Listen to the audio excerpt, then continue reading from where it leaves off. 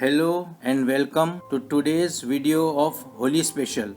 Today's topic is averaging versus pyramiding. Today's topic is very important from the investor's point of view because in the longer run it makes a big difference in the amount of profit or loss. I have seen people arguing that the price of a stock they have bought is coming down and he or she will buy more to average the price. This is the basic psychology when an investor is not sure that the stock he or she has bought was a wise decision or not. Rarely we see an investor buying more or say averaging in a rising stock price.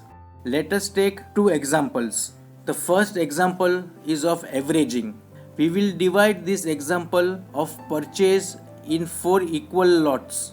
Supposing somebody has bought a stock at rupees 100, then as the price falls, more purchase is done at rupees 90, then at 80, then at 70.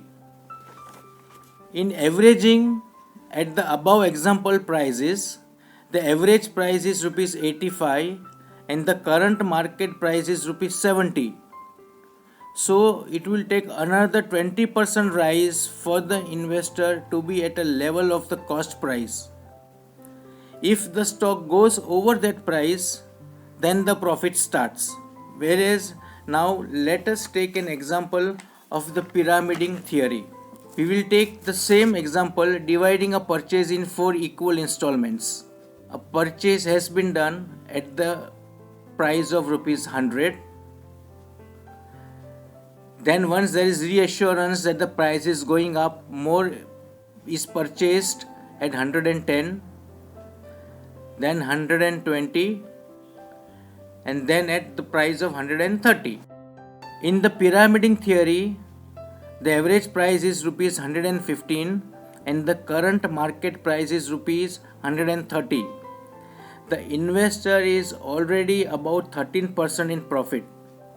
This helps in reaching the target faster or decide your stop loss, which will be at cost price and not in a loss.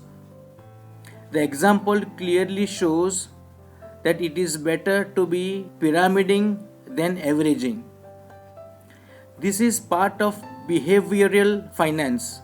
It is a sort of a trader's psychology, and getting the right action, that is pyramiding, makes the difference in profiteering as an investor in the long run, and the difference can be huge. Please read this, confirm this video once again, and you will come to know what exactly has to be done when you are an investor. Happy Holi once again.